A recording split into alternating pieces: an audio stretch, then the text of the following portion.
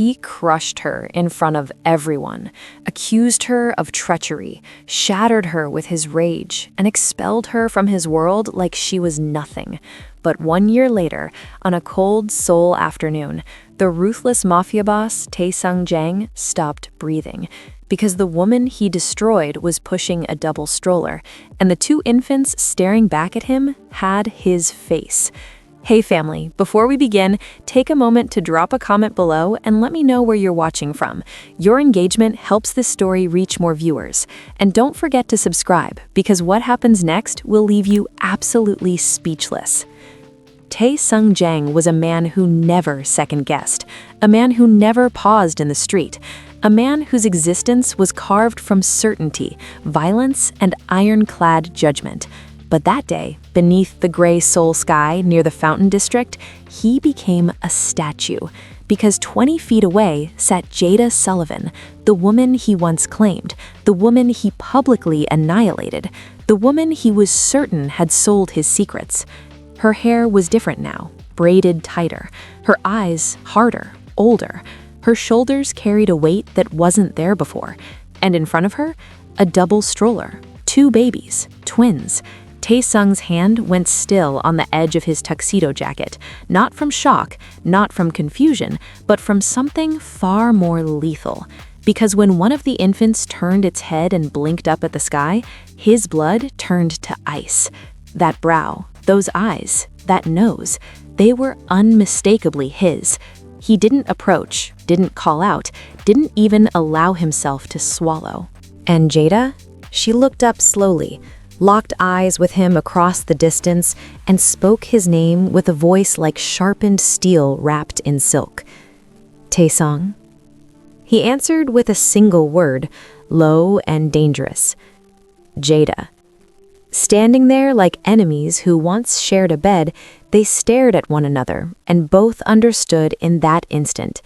The reckoning had only just begun. 1 year earlier, the ballroom glittered like a cage made of diamonds and lies. Jada had worn the emerald gown because Tae-sung once told her green made her skin look like polished onyx.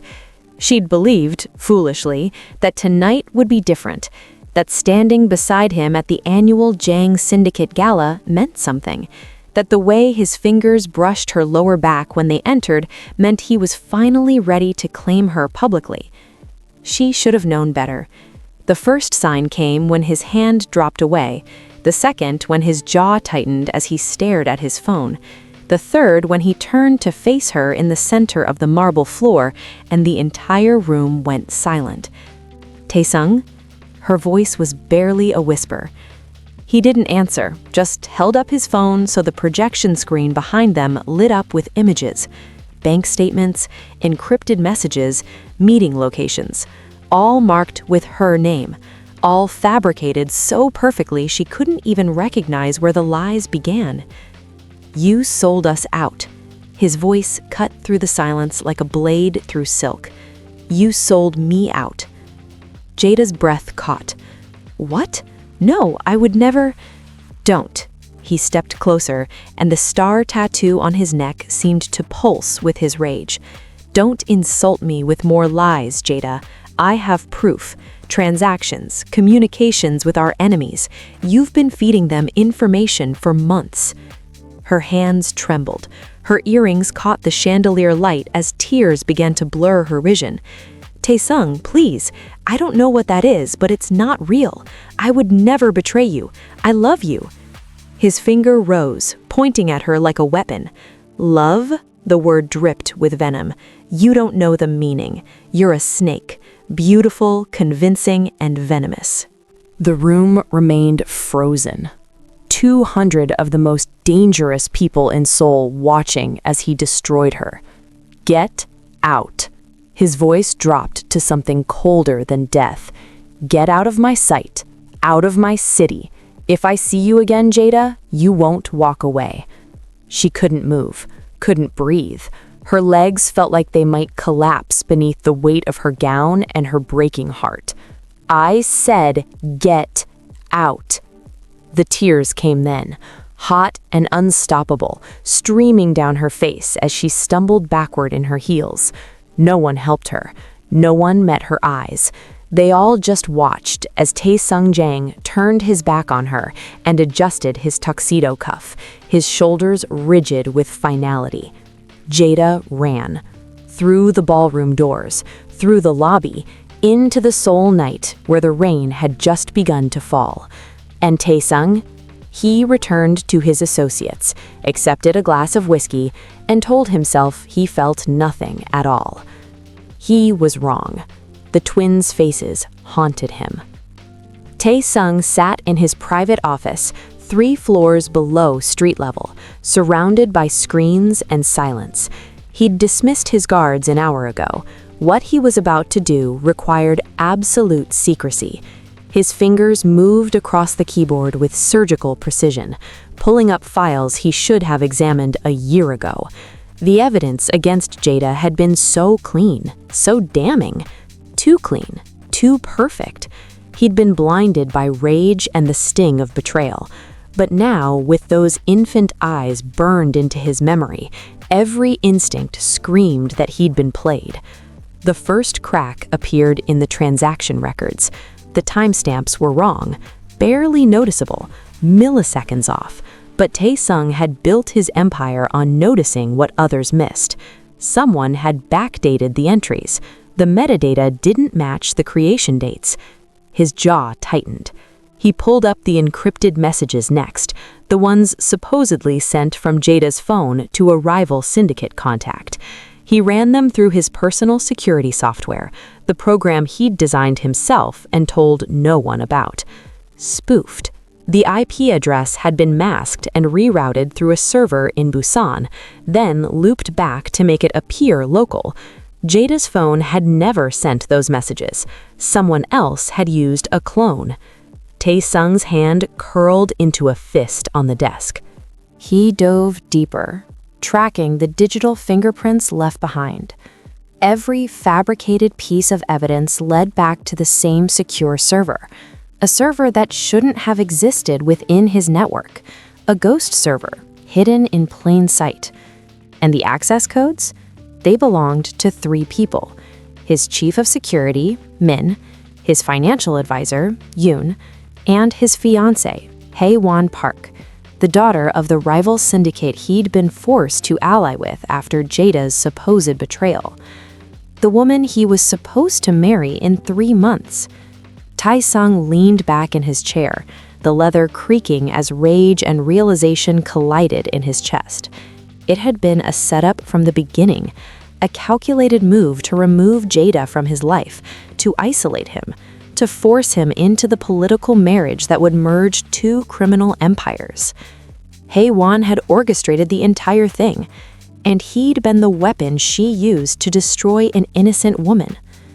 His phone buzzed, a message from Hae-won herself. "Dinner tomorrow? Your place or mine, darling?" The star tattoo on his neck burned as his pulse hammered. He thought of Jada's tears in that ballroom, her trembling voice, the way she'd stumbled backward like he'd physically struck her. He thought of the twins, his children, growing up without his name or protection because he'd been too arrogant to question the narrative fed to him. Tae-sung deleted the message. Then he began making calls. If Hae-won wanted a war, she was about to discover what happened when you made an enemy of Tae-sung Jang. Tae-sung found her at dawn. The apartment building was modest, tucked away in a neighborhood where syndicate bosses didn't venture, where people kept their heads down and asked no questions. He'd tracked her through hospital records, birth certificates, any digital trail she'd left behind. It had taken him less than 12 hours. He waited by her door, a shadow in an expensive coat, until she emerged with the stroller. Jada froze when she saw him. Her hand immediately went to the stroller's handle, protective and fierce. The woman who'd once trembled before him now stood like a fortress. "You need to leave." Her voice was steady, but he caught the flash of fear in her eyes before she buried it. "We need to talk." "No, we don't." She tried to move past him, but he stepped sideways, blocking the narrow hallway. "Jada, move." The word came out sharp as broken glass. "I have nothing to say to you, and you have no right to be here." "They're mine." It wasn't a question. "The twins, they're mine." Her laugh was bitter, ugly. "Now you care? Now, a year later, you suddenly want to claim them?" She stepped closer, and he saw the warrior she'd become. "You destroyed me, Taesung. You humiliated me in front of everyone. You called me a liar and a snake and threw me away like garbage. I was wrong. You think that matters?" Her voice cracked, just slightly, before she wrestled it back under control. "You think showing up here with your guilt makes any difference to these babies? You abandoned them before they even existed. I didn't know. You didn't ask." The fury in her eyes could have burned cities.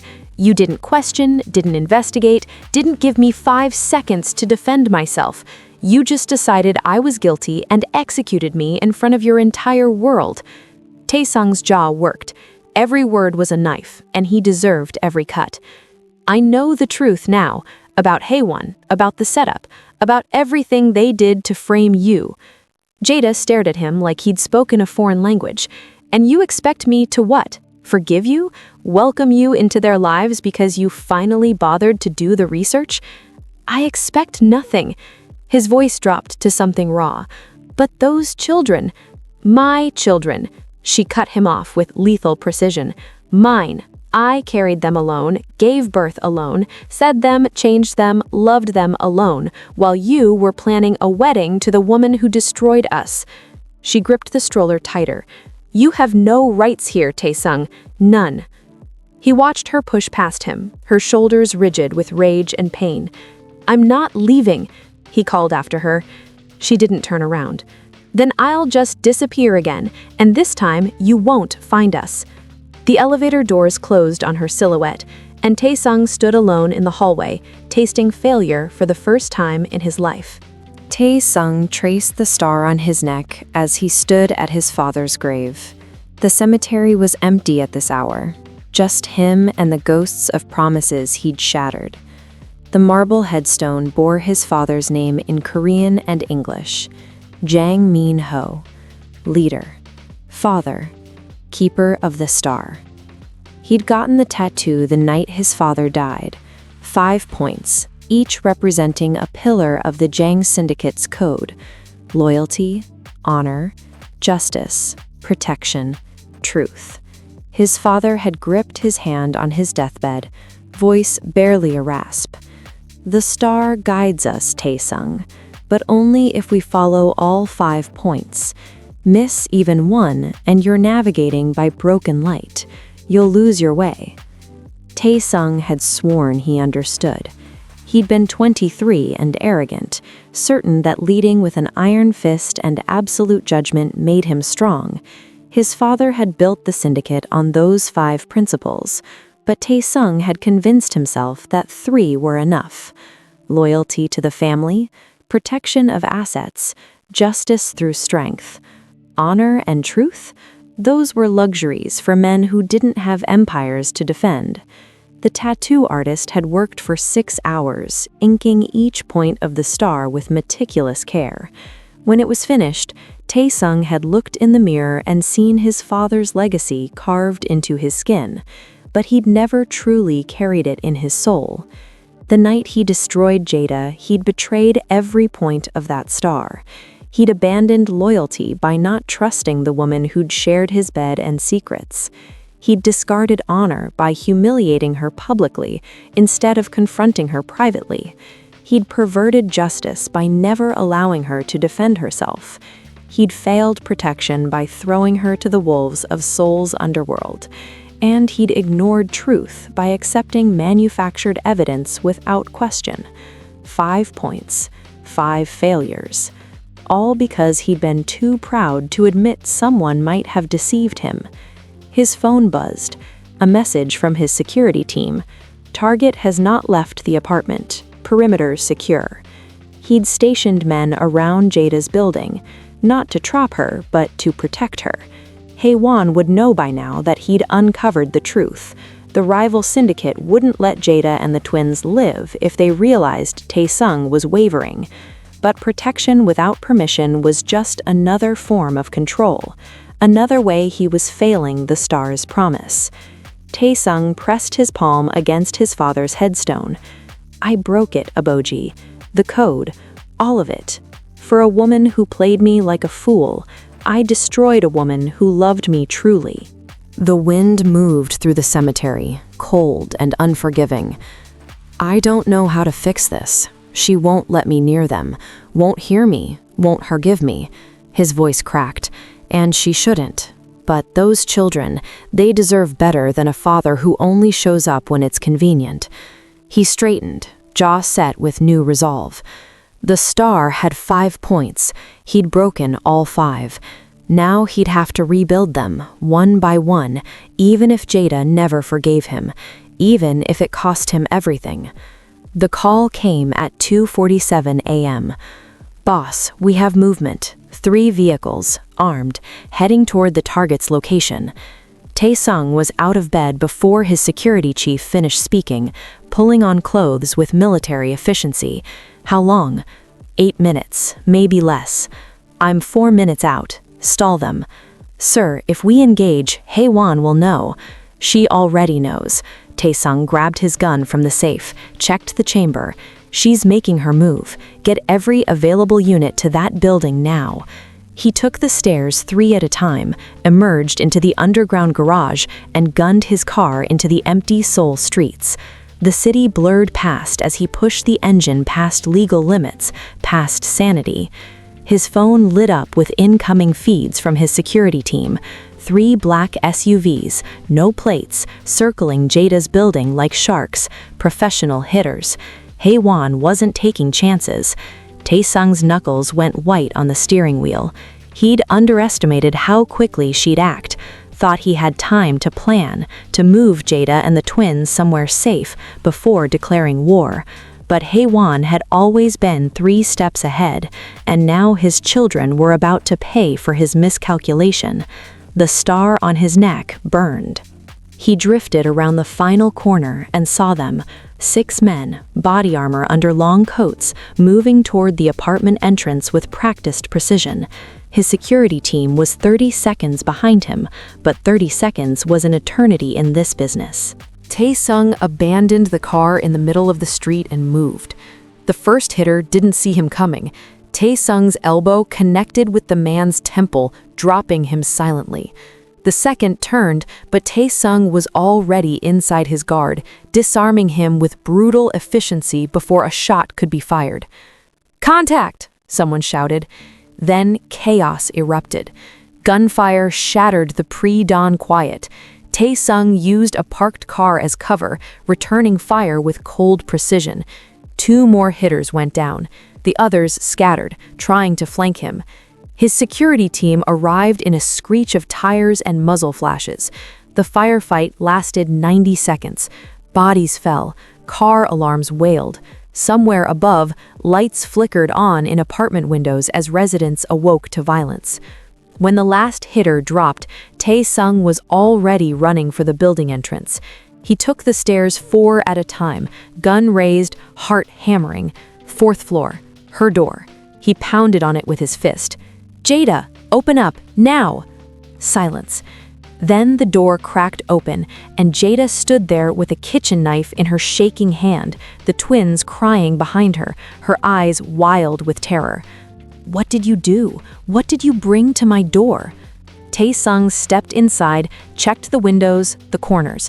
"Pack a bag, 60 seconds, we're leaving." "I'm not going anywhere with—" "They just tried to kill you and our children." His voice cut through her protest. "Hae-won knows. She's cleaning up loose ends. You can hate me later, Jada, but right now, you either trust me or you die." Outside, sirens began to wail. The safe house was sterile and cold, designed for concealment, not comfort. Jada sat on the edge of the narrow bed, both twins finally asleep in the portable cribs Tae-sung's team had rushed in. She hadn't spoken to him in 6 hours, hadn't looked at him, just held her children and stared at the wall, like she was calculating how many ways she could kill him. Tae-sung worked at the laptop in the corner, his tuxedo jacket long discarded, shirt sleeves rolled up. The DNA results had come back an hour ago, delivered by his personal physician through encrypted channels. 99.9% probability of paternity. Both children. He'd stared at the numbers until they blurred, though he'd known the truth the moment he saw their faces. The confirmation didn't change anything. It only made his failure more concrete, more damning. But the DNA wasn't why his blood was turning to ice. He'd been tracing the digital framework of the conspiracy, peeling back layers of code and misdirection. What he found made his hands shake with rage. The frame-up had started 6 months before that night in the ballroom, long before Jada could have known she was pregnant. Hae-won had been patient, methodical, building the false evidence piece by piece. Bank accounts opened in Jada's name using forged documents, encrypted messages sent from cloned devices, meeting records fabricated with timestamps that couldn't be contested. But there was more. Tae-sung pulled up a video file buried in the ghost server, security footage from his own home, from the night Jada had supposedly met with rival contacts. Except in the raw, unedited footage, Jada was asleep in his bed the entire evening. The timestamp proved it. Someone had edited her out, replaced segments, created an absence where her presence should have been documented. His jaw clenched so hard it ached. The audio files were worse. Recordings of Jada's voice spliced and manipulated with AI precision, phrases lifted from conversations in his apartment, rearranged into damning confessions she'd never made. The technology was expensive, sophisticated, and entirely Hae-won's style. "Did you find what you were looking for?" Jada's voice cut through the silence like a blade. She stood now, arms crossed, eyes hollow with exhaustion and fury. Tae-sung turned the laptop toward her. Everything, every lie, every fabricated piece of evidence. He pulled up the video. "You were with me that night, in my home, sleeping while they built an alibi that put you across the city making deals with my enemies." Jada watched the footage, her expression unreadable. When it finished, she looked at him with something worse than hatred. Pity. "You believed them over me," she said quietly. "Even with all your resources, all your power, all your so-called judgment, you chose to believe I would betray you." She stepped closer. "The truth was always there, Tae-sung. You just didn't care enough to look for it." He had no defense, no excuse. Only the weight of 2 lives sleeping in the next room, and the woman he'd destroyed standing before him with eyes full of ghosts. The press conference was scheduled for noon at the Grand Joseon Hotel. Every major news outlet in Seoul had been summoned. Every syndicate family would be watching. Tae-sung had made certain of it. What he was about to do would shatter alliances that had taken a year to forge and ignite a war that would consume half the underworld. He didn't care. Hae-won sat in the front row, immaculate in white, her smile sharp as poisoned silk. She thought this was an announcement of their wedding date, thought she'd won. Beside her, her father, Park Dae-jung, leader of the Park Syndicate, watched with cold calculation. Tae-sung stepped to the podium, the cameras flashing like artillery fire. The star tattoo on his neck was visible, deliberate. He'd dressed in full formal attire, the black tuxedo, the platinum cufflinks, because he wanted them to see exactly what he was burning down. "Thank you for coming," his voice carried across the room with lethal calm. "I have an announcement regarding my engagement to Hae-won Park." Hae-won's smile widened. Her father leaned forward slightly. "The engagement is terminated, effective immediately." The room erupted, camera shutters exploded, reporters shouted questions. Hae-won's smile fractured into something ugly and dangerous. Tae-sung raised his hand and silence fell like a guillotine. "A year ago, I was deceived. Evidence was fabricated, digital trails were manufactured, all to remove an innocent woman from my life and force a political alliance." His eyes locked on Hae-won. "The architect of this deception was my former fiancé, Hae-won Park." Hae-won stood, fury radiating from her like heat. You're making a grave mistake, Taesung. The only mistake I made was believing your lies. He pulled out a remote and the screens behind him lit up with evidence. The forged documents, the cloned messages, the edited footage. All of it displayed for the world to see. You framed Jada Sullivan to isolate me, to corner me into this alliance. You used my trust as a weapon. Park Dae-jung's face went stone cold. Taesung continued, his voice dropping to something more dangerous than a shout. But your greatest error was last night, when you sent hired killers to murder the mother of my children. The room went silent. Yes, children, twins, my heirs, and you tried to erase them before I even knew they existed. He stepped away from the podium, descended the stairs, and stopped 3 feet from Haewon. So let me be clear to you, to your family, and to anyone watching this. Jada Sullivan and my children are under my protection. Any move against them is a move against me. Any threat to their lives is a declaration of war against the Jang Syndicate. Haewon's hand twitched toward her purse. Taesung's security materialized from the shadows, weapons drawn. Try it, he said quietly. Give me a reason. Park Dae-jung stood, placed a hand on his daughter's arm. This isn't over, Jang. No, Taesung agreed. It's just beginning. He walked out through the chaos, leaving his old life burning behind him. They came for him 3 days later. Taesung had known they would. The press conference had been a declaration of war, and the Parks didn't leave declarations unanswered. He'd tripled security around the safe house, positioned his best men at every exit, every approach. But the Parks had been playing this game for generations. The explosion came first, a diversion 2 blocks away that pulled half his security team out of position. Then the real assault began. 6 shooters, maybe more, coordinated and brutal. Taesung heard the first gunshot and moved on instinct. He grabbed his weapon, barked orders into his comm, and positioned himself between the threat and the room where Jada held the twins. The firefight was savage and close quarters. Taesung dropped 2 attackers in the hallway, took cover behind an overturned table, exchanged fire with a third. His men were returning fire from defensive positions, but the attackers kept coming, kept pressing. One broke through. Taesung saw him round the corner, saw the gun track toward the bedroom door where Jada's silhouette was visible through the crack, and he didn't think. He threw himself into the line of fire. The bullet caught him in the shoulder, spun him sideways. The second grazed his ribs, but his return shot was perfect, center mass, and the attacker went down. The rest of the assault collapsed after that. His security team regained control, eliminated the remaining threats. But Taesung was bleeding onto expensive carpet, his vision swimming as adrenaline gave way to pain.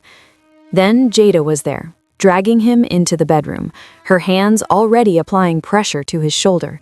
"You idiot," she hissed, but her fingers were gentle as she tore his shirt open. "You absolute fool." "They were aiming for you," he managed through gritted teeth.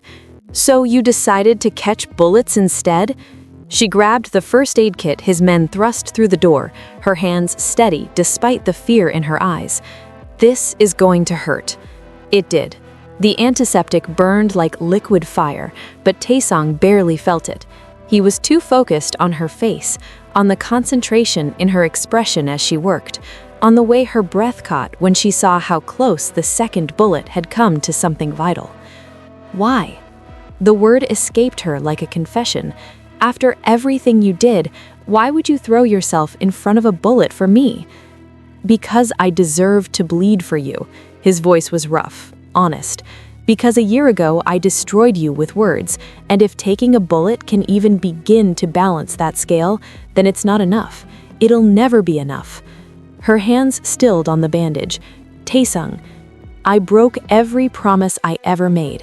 He met her eyes, and for the first time he let her see the full weight of his guilt. "The star on my neck means nothing if I can't protect what matters. And you matter, Jada. You and those children. More than the syndicate, more than my pride, more than my life." A tear slid down her cheek, just one. You can't just apologize away what you did." "I know." He reached up with his good hand, stopped just short of touching her face. "But I can spend the rest of my life trying to deserve a chance to try." 6 months later, the apartment in Busan was nothing like the penthouse in Seoul. No marble floors, no bulletproof windows, no armed guards stationed at every corner. Just a modest 2-bedroom with a balcony overlooking the sea, where the sound of waves replaced the sound of gunfire.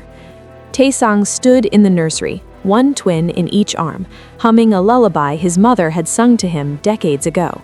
He wore a simple sweater and jeans, his feet bare on the wooden floor. The star tattoo was still visible on his neck, but it meant something different now. 5 points. 5 promises he was finally keeping. Walking away from the Jang syndicate had been easier than he'd expected. He divided his assets, distributed leadership among those he trusted, and burned the bridges that led back to the underworld. The parks had been handled, not through violence, but through exposure. Every crime, every deception laid bare for authorities who'd been waiting years for evidence that solid. Haewon was in prison. Her father had fled to Singapore. And Taesung?